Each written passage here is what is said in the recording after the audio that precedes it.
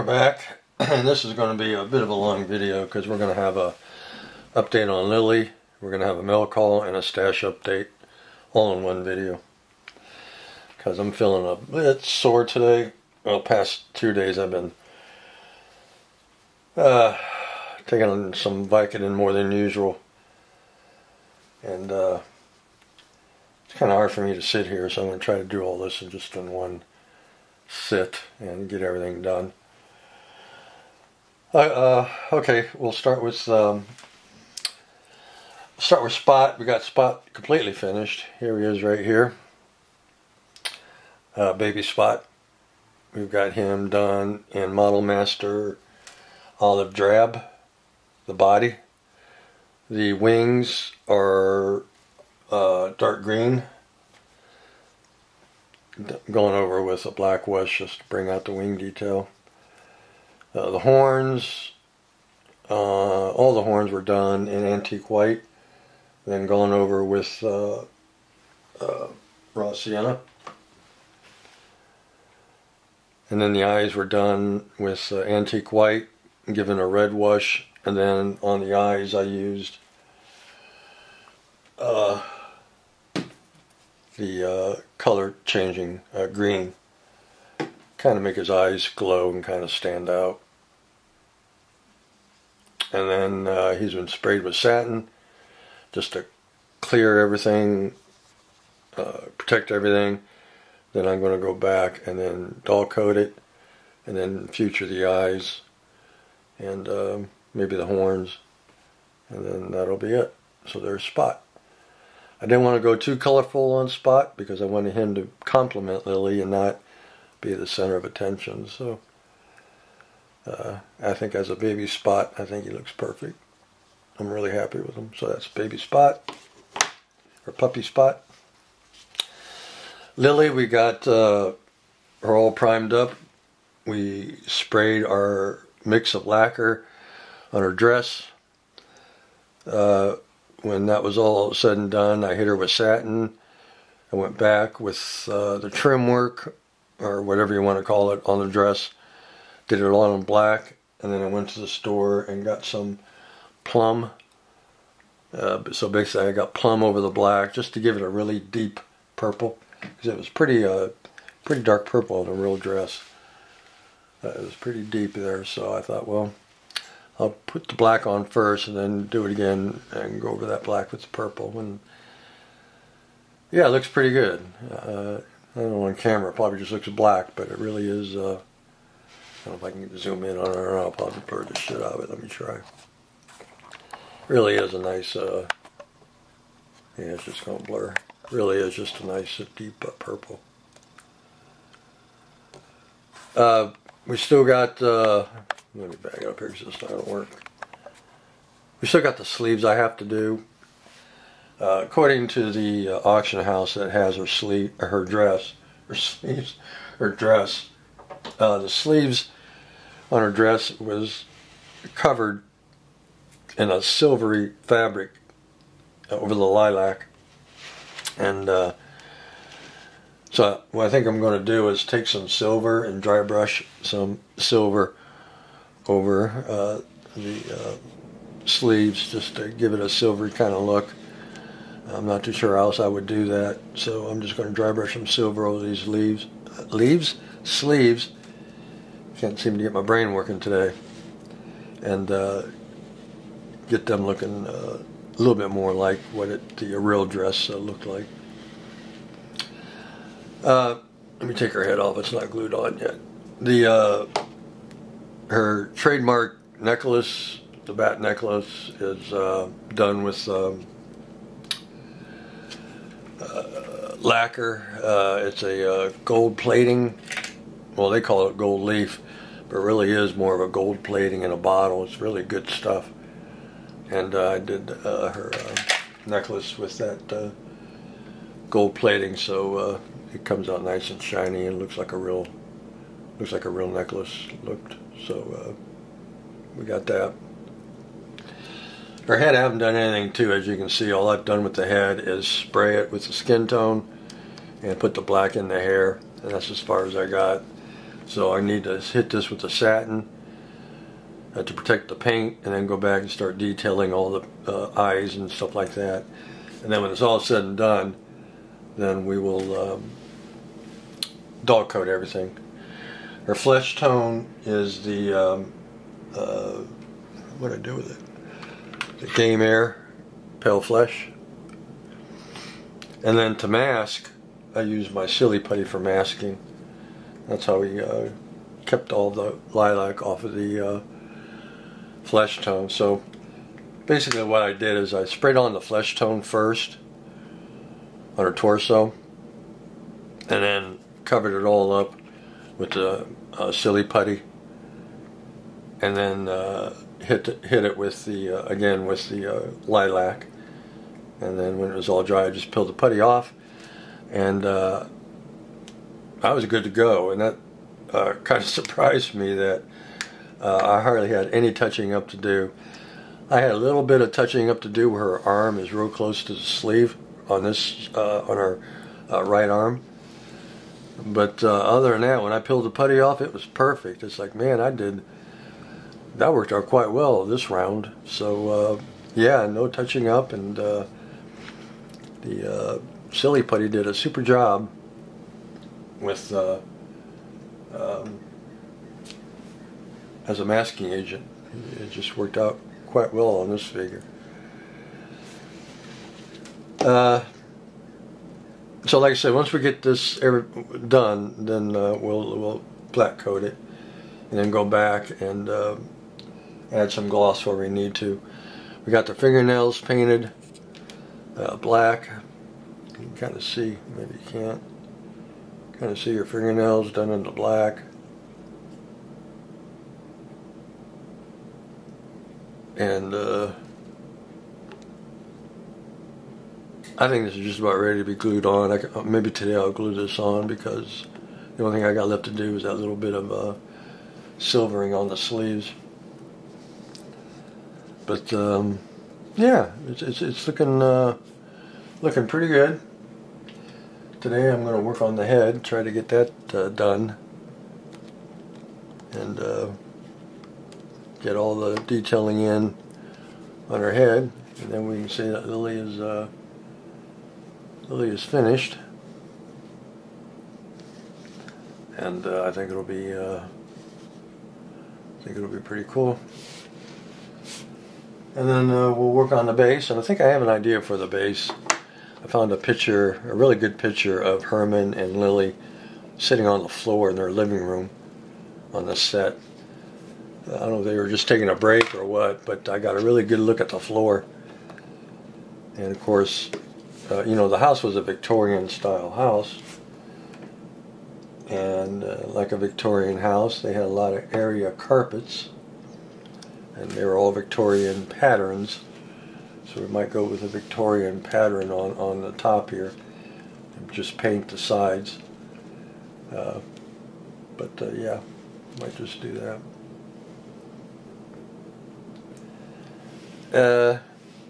Okay, I think that's it for Lily. I think I covered all the colors. We used lilac, plum, black, pale flesh, gold plating, and I think that's it for Lily. And then baby Spot, we used Model Master Olive Drab, antique white for the horns, raw sienna to go over the horns, a wash. The eyes were antique white with a red wash, and then to make the eyes glow, we used Color Shift green flash, and that's pretty much Spot.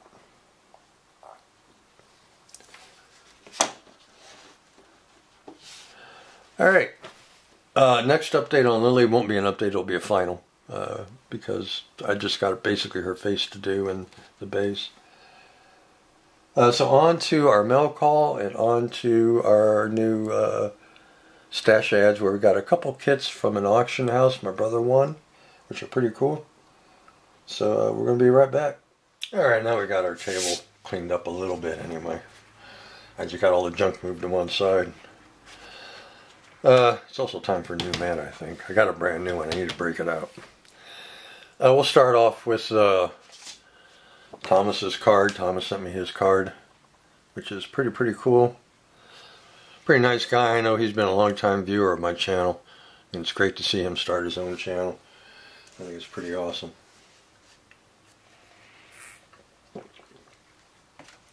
And his buzzard reminds me of when I was a kid. We had a radio station that was real popular here in Cleveland.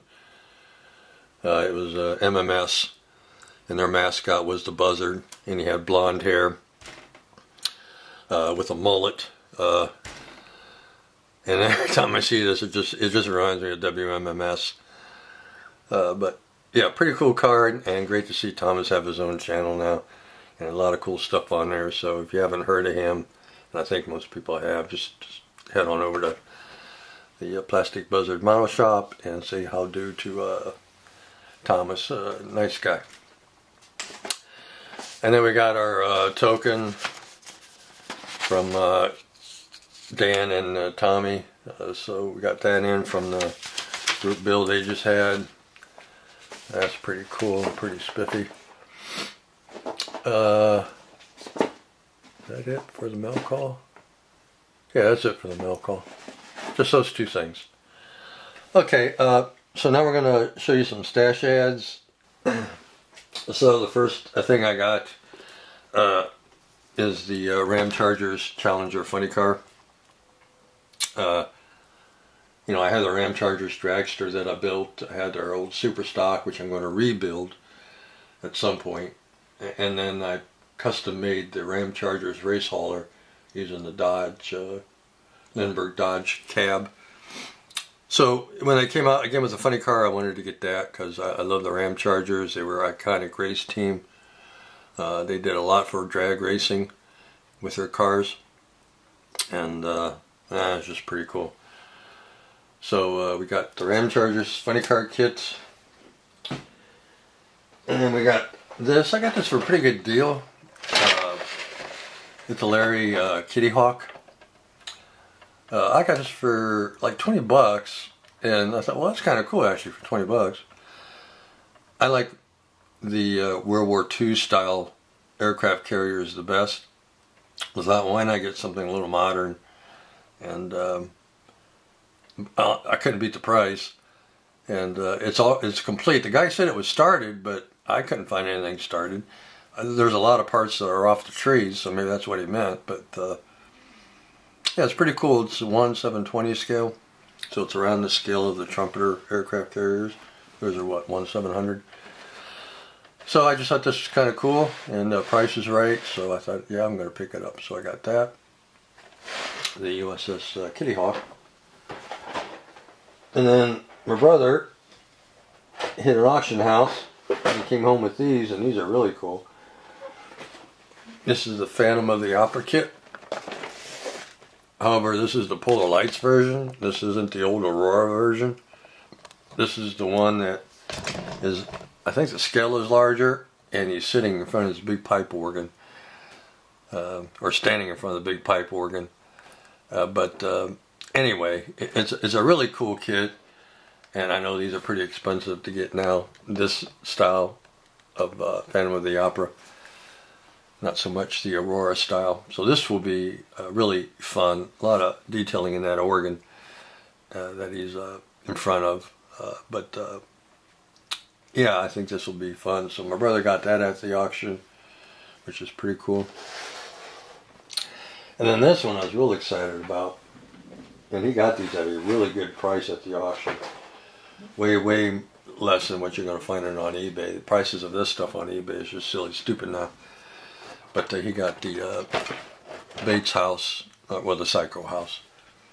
So he picked that up. Well, he didn't pick it up. He won it at the auction. And dropped it off this weekend. Well, yesterday. Friday. Or Thursday. I'm losing track of time now. Recently he dropped it off. But yeah, it's pretty cool. The Psycho, the Bates mansion from Psycho. So we got that. And that's another Polar Lights kit. I think the Bates house is, I think, HO scale, I believe. I think it's 187, 188. For some reason I thought all these houses that Polar Lights did were around HO scale. So yeah, I think it'll be pretty cool. And they're all, you know, unbuilt. Both of these kits got plastic clear up to the lid, so there's a lot of plastic in them. So yeah, it'll be pretty fun building both of these. I'm kind of excited for the Phantom of the Opera just because it's a cool kit. And this is the same way. It's got parts all the way up to the lid, which is full of parts. You can see the pedals there for the organ, but yeah, pretty cool. I don't know what scale he is. I'll have to do some research and see what. Looking on the box here. This is back when Polar Lights was owned by Polar Lights. Owned by Playing Mantis, actually. Not Round 2. Yeah, it doesn't say what scale is on here, but it's the Universal series. So this will be a blast to build. We might see this next Halloween. And that's it for the stash update. Just 4 kits, a couple mail calls, and update on Lilly. Alright guys, before this gets too long, that's it. And won't be another update on Lilly. Next one will be the final on Lilly, because all I got to do is do some touching up here, put the facial features in there, paint them in there, seal everything up,